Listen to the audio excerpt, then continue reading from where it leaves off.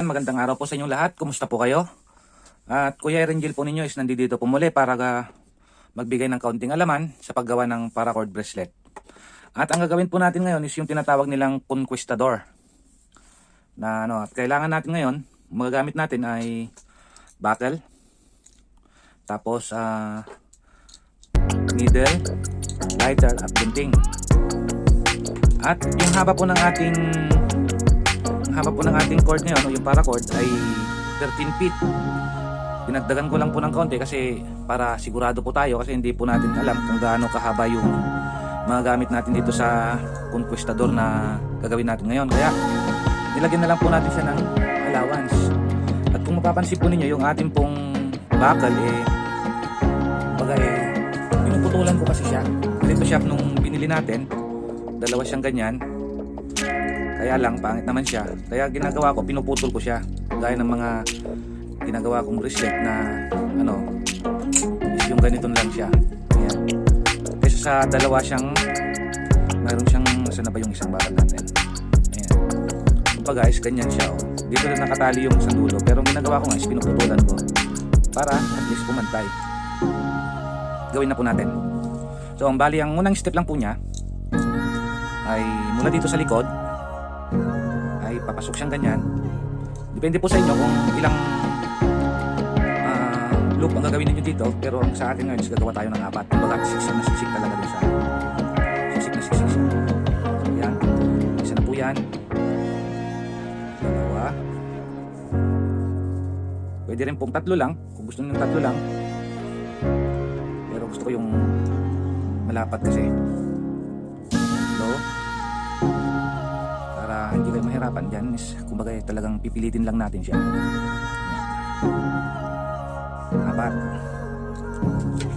Tapos gawa lang tayo ng dadaan lang dito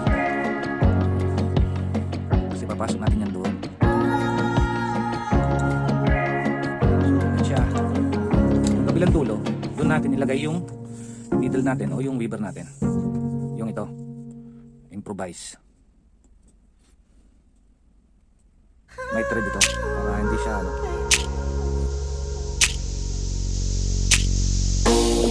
hindi matatanggal. So mula dito ang paggawa dito is papasok siyang ganyan. Huwag po yung ayan. Doon sa baba. Dito mahirap po ito kasi mahaba yung hilahin natin.